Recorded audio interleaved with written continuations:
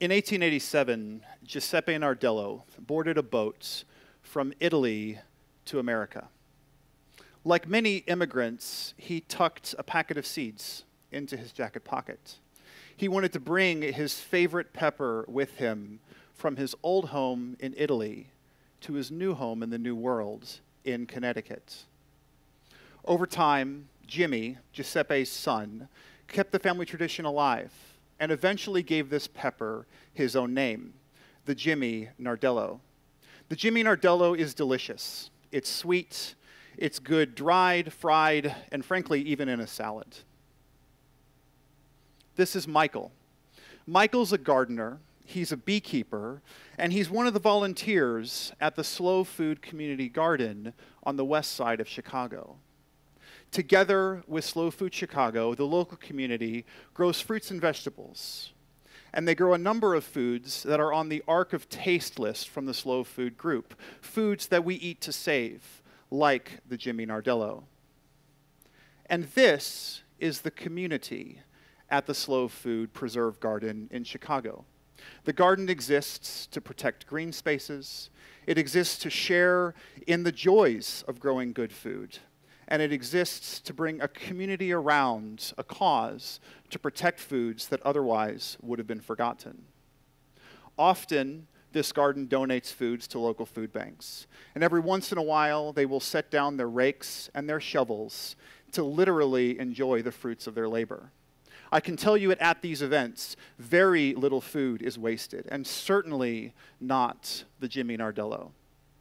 But why am I talking to you about a pepper? Well, what Jimmy, his father Giuseppe, and the gardeners understand is that it's a community that needs to come together to grow, to harvest, and to protect food. And unfortunately, when we zoom out, we've lost much of that connection between food and the community. We now understand that we throw a tremendous amount of food away, and that's what I'm here to talk to you about. My name is Marc Zornes, and I've spent 10 years fighting food waste.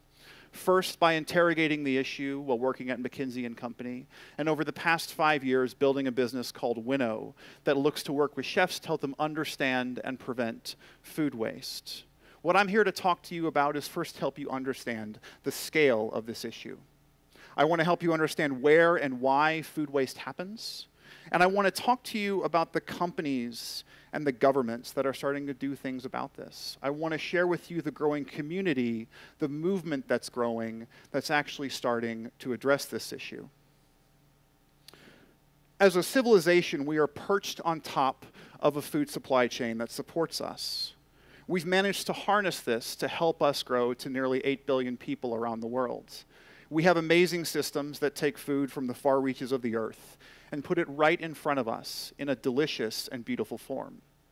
But unfortunately, beneath the surface, we have a food system that's broken. We've lost the connection between what it takes to make food, and we've lost the connection between the ecosystem that we culture and we harvest. Less than 10 years ago, we actually had no idea how much food we actually waste.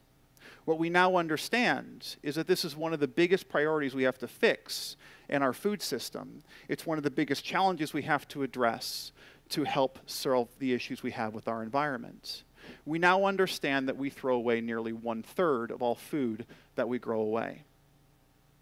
To put that into perspective, that's about 1.3 billion tons a year that we waste. That's about $1 trillion a year that we throw away each and every year, and it's growing. What that means is that we have to feed a growing population in this world. We may have to increase our output of food by 70% over the next 30 years. And surely if we're going to have to do that, stopping to throw so much food away is a problem that we should prioritize to go after. And I'm not alone in this belief. Drawdown, one of the most comprehensive studies of what we should be doing to solve the issues of climate change, talked to 200 scholars and business leaders to try to quantify and dimensionalize what we can do to solve major problems around our climate. They put reducing food waste as the third most important issue that we have to solve. But what's wild about food waste is that it happens in very different places, depending on where you are in the world. If you're in a low-income part of the world, what you grow is harvested, and what makes it to your house is treasured, and you eat all of it. But unfortunately, because of poor infrastructure and lack of investment, we have systems in these areas where a tremendous amount of food is lost along the way because of poor transport, lack of capability to do adequate storage, and lack of handling. The good news is that in wealthy economies, we have modern supply chains where very little is lost from the farm to the point of consumption. But unfortunately, we throw away a tremendous amount of food that is grown because it doesn't meet our cosmetic standards or because there's a mismatch between supply and demand. And the food that reaches our supermarkets and our restaurants and our homes is sadly thrown away at too big of a quantity. Take the US, for example. In the United States, we throw away 63 million tons of food per year. That's over $200 billion that we waste annually in food alone.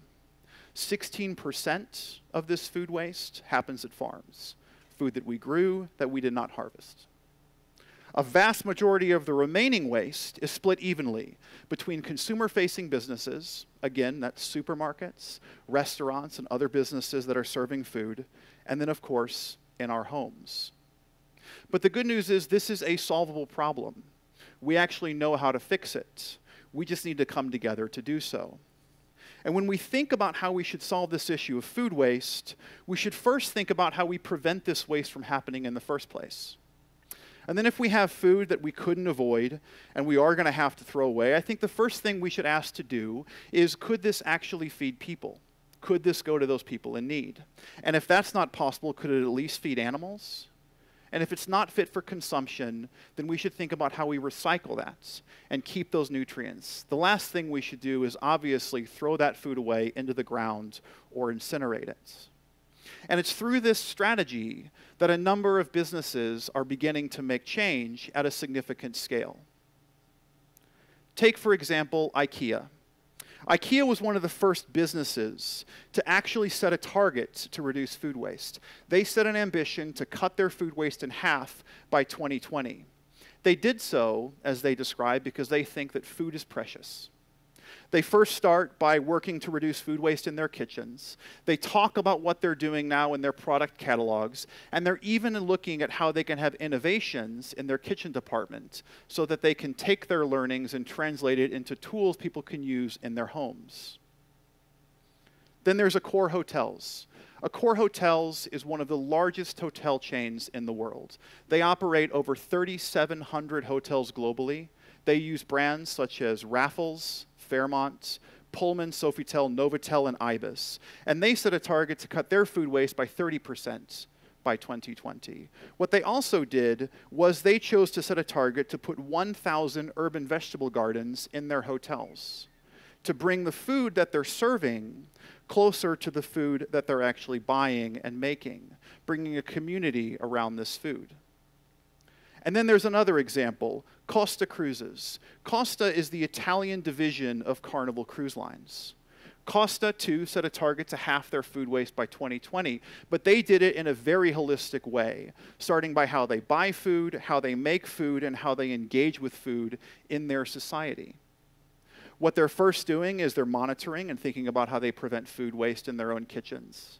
Then they've instituted a program called Taste, Not Waste, where they talk to their guests who are on board their ships to elevate the quality of the food they're serving instead of just the quantity of the food that they can take. And then finally, if they have food that's left over, they want to be able to donate it to those in need. The challenge is in many of the ports where they stop, they can't do that. So they work with local legislators to change the laws so that they can donate the food when they land to those that need to go to the food bank. It's a truly holistic way of looking at solving this problem, and I think it's an inspiration for the industry more broadly. And they're not the only ones. There's a broad number of hotels, food service companies, and supermarkets that are setting ambitions both to reduce food waste and putting the energy behind it. Now let's take a look at governments. France recently passed a law where if you run a supermarket, it's actually illegal for you to throw food away that would have been fit for human consumption. Instead, common sense, you should give it to people that actually need to eat. New York City has an ambition to cut their food waste to zero food waste in landfill by 2030. What they're providing are micro-grants to organizations who want to innovate and think about how they can help create a movement in this city to actually realize that vision. And then finally, in the Middle East, the United Arab Emirates has set a target where they want to prevent 3 million meals a year from being wasted by 2020.